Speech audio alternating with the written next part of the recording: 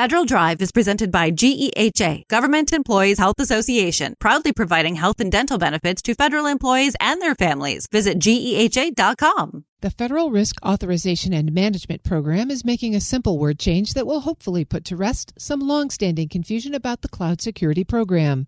Under the new rules, cloud services the program has approved will be dubbed FedRAMP certified instead of FedRAMP authorized.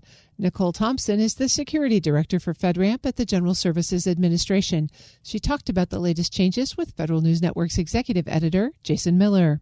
We take away a lot of the burden of having an initial authorizing agency, and that was a barrier that a lot of cloud service providers ran into, especially on the Rev 5 side, because it was a fairly large lift for an initial agency to grant an initial authorization and get them over to the FedRAMP process. Now that a cloud service provider can come directly to FedRAMP, we just changed the terminology from authorized to certified. FedRAMP certifies them.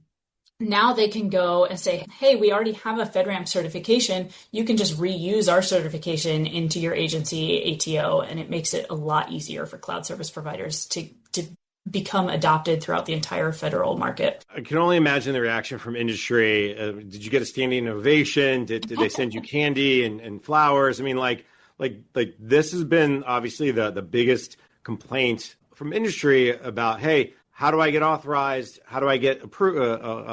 If I can't get somebody to sponsor me, but I can't get someone to sponsor me unless if I'm authorized, it's the chicken or the egg.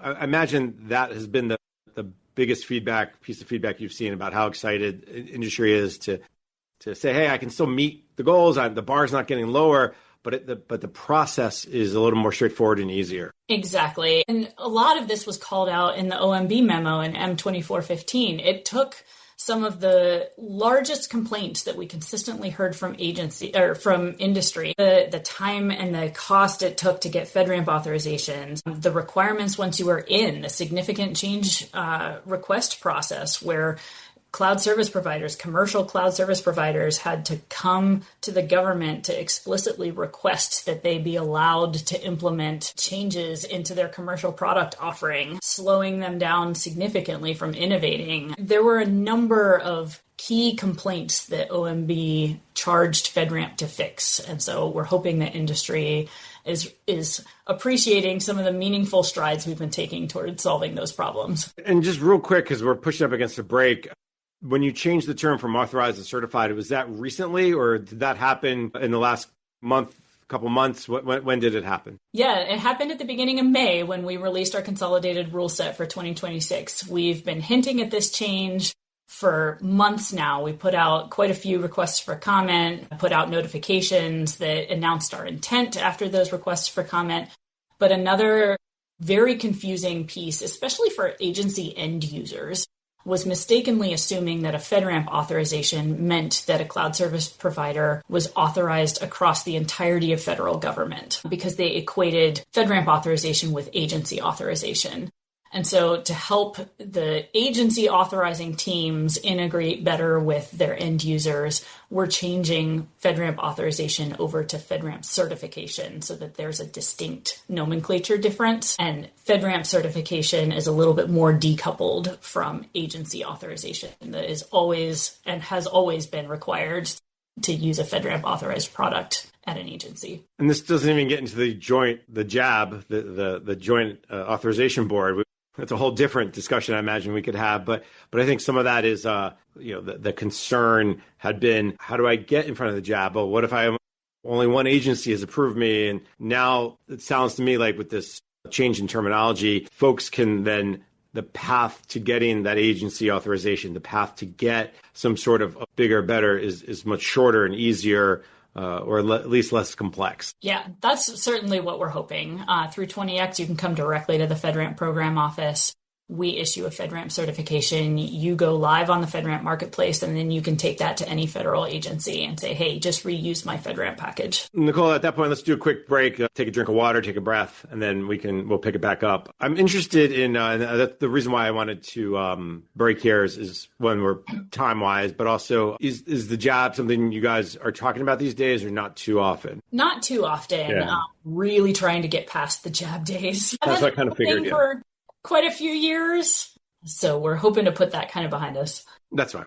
So, and that's what I kind of figured, and that's why. Also, what about you mentioned the future of Rev 5. So the two places I would go next is the high impact. You mentioned that briefly. I would just ask you to kind of, you said maybe the fall. I'd ask you maybe what should folks know about what kind of the initial plans for high. But then also I would probably ask you, okay, what is the future of Rev 5? You said it's not going away. So are those from those paths okay? Yeah, both of those are fine. All right.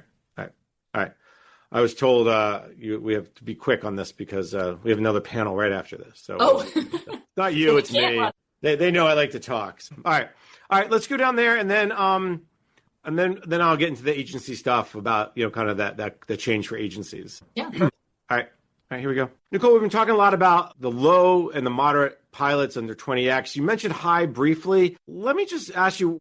You said maybe the fall you start looking at it. Maybe it's a pilot, maybe not. But what is that kind of longer term vision? Because I think that is the other piece to this big puzzle where a lot of vendors are saying, hey, I need to get high impact authorized because agencies now are starting to ask for them. And then when you talk about agencies, you're talking about a lot of the big five, right? You're talking about DHS, DOD, HHS, Justice, a lot of the ones that spend a lot of money on technology and they want to meet their needs. What does the future focus of the high impact level? There's a multi-pronged approach to the high impact level, especially at FedRAMP. So one of the things we've been working with agencies on is to really clarify the impact level that you require your data to be at. When you declare that you need a high impact level environment, when you go back to the NIST definition and FISMA definition of what a high impact level means, it means that loss of life is on the line when any part of the CIA triad is impacted at a high impact level. So we're really holding high impact level providers to a much higher standard. That's Nicole Thompson, the Security Director of FedRAMP at the General Services Administration. To watch her entire conversation with Jason Miller, check out our 2026 Risk and Compliance Exchange at federalnewsnetwork.com.